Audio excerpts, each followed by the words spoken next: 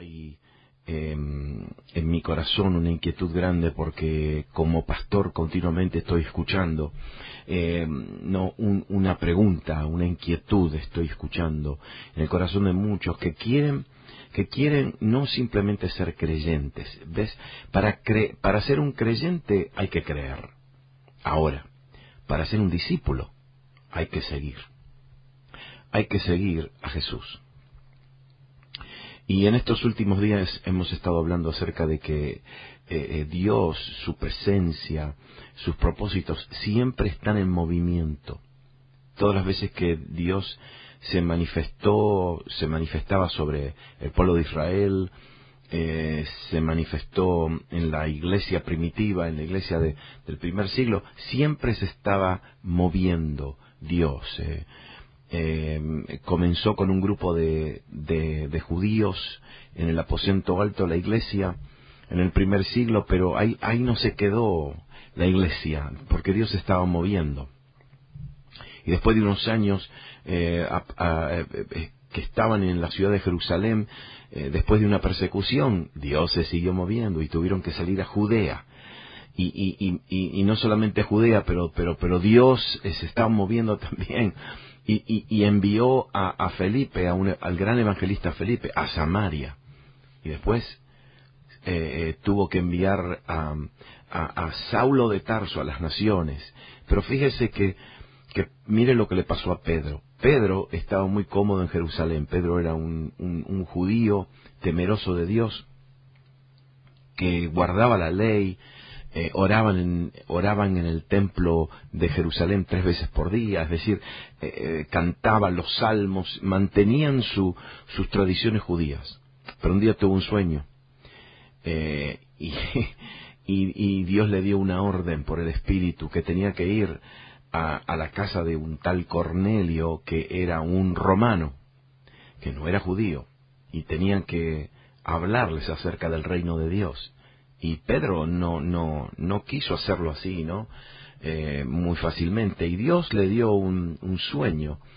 Y Pedro tuvo que ir hasta la casa de este hombre gentil, un no judío, y les habló acerca del Evangelio, de la salvación por fe, de la llenura del Espíritu Santo. Y ahí se abre la puerta al mundo, a las naciones, básicamente, a las naciones. No, Pedro se quiso resistir, pero entendió que Dios se estaba moviendo. Y Dios siempre se mueve. Y hay que seguirlo. Hay que seguirlo. Y ahora en nuestras vidas personales también. Mire que hay unas expresiones en la Biblia. Por ejemplo, fíjese lo que dice Pablo en Romanos 1:17. Dice, porque en el Evangelio, las buenas noticias, la justicia de Dios, todo lo que es justo, todo lo que es recto, todo lo que es aprobado por Dios, se revela, se deja ver por la fe. Y la palabra ahí por no es por, es de la fe. Se revela de la fe hacia la fe. Porque está escrito, más el justo por la fe vive, está viviendo. ¿Qué significa esto?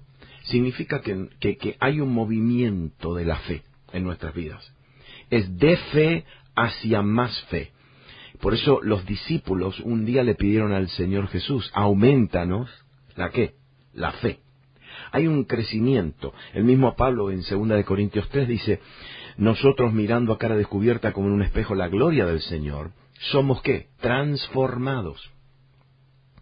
Cambiamos de forma, transformados. ¿De cómo? Desde la gloria hacia otra gloria. Desde una gloria hacia otra gloria, en la misma imagen por el Espíritu del Señor. ¿No ve que hay movimiento, hay progreso, hay aumento? Y muchos me preguntan, pero ¿cómo puedo crecer? ¿Cómo puedo aumentar? Y yo en estos próximos momentos les comparto unas ideas muy simples.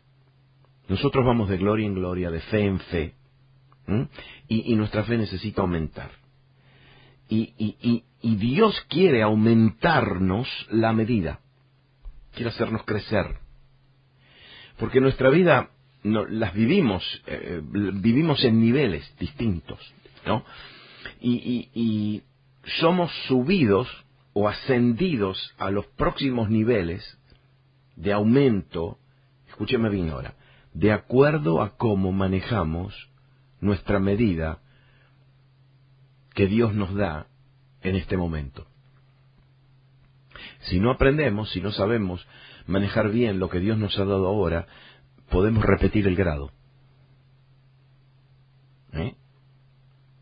Escúcheme bien ahora. Usted va a decir, pero yo todavía estoy viviendo en un nivel bajo, en Dios, no hago mucho, no entiendo mucho, quiero hacer más. Escúcheme bien ahora. Los niveles bajos, los principiantes, ¿sabe lo que son?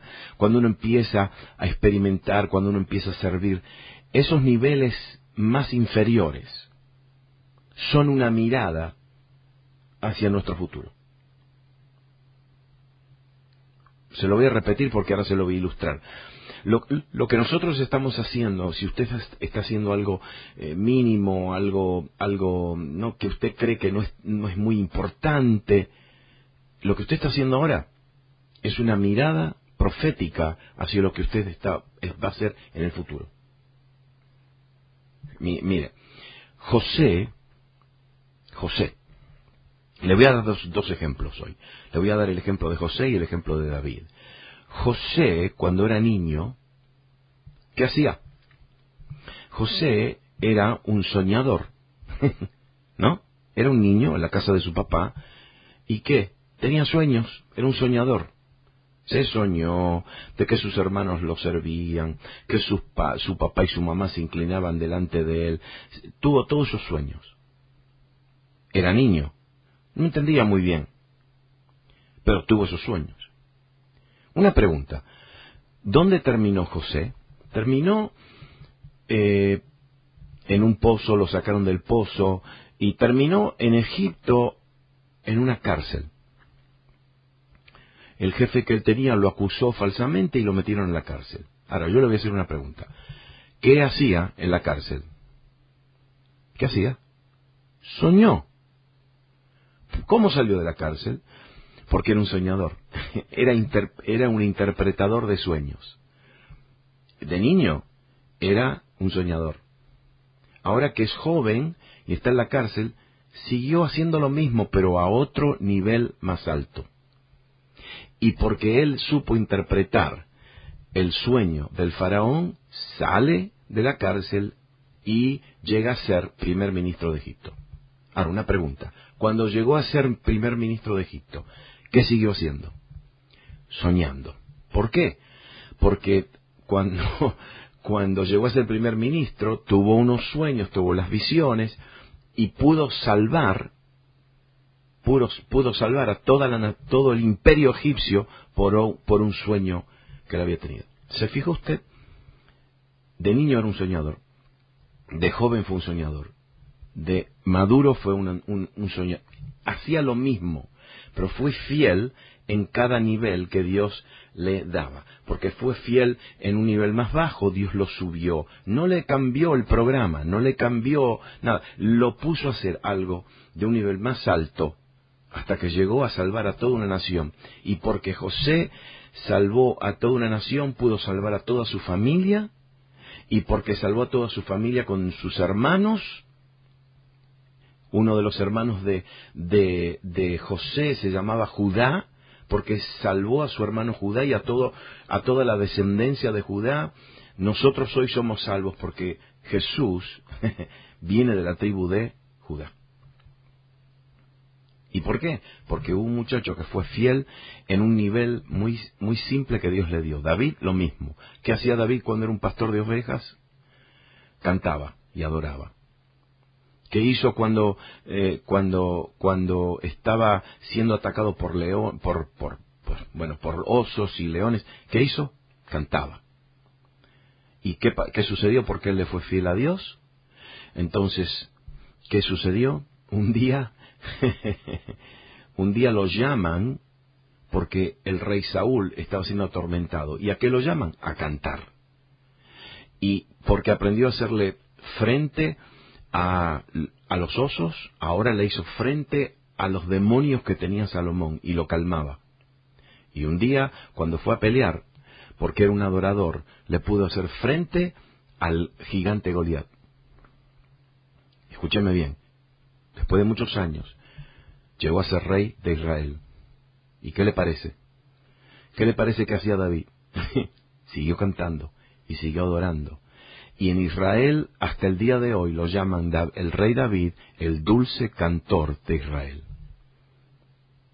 ¿Qué tenemos que hacer para progresar, para seguir creciendo, para seguir moviéndonos en los movimientos de Dios? Serle fiel a Dios con lo que tenemos ahora. Tenemos algo aparentemente no importante. Eso es lo que usted dice. Para Dios es importante. ¿Por qué? Porque Dios está viendo nuestro nivel de fidelidad y de obediencia en los niveles más bajos.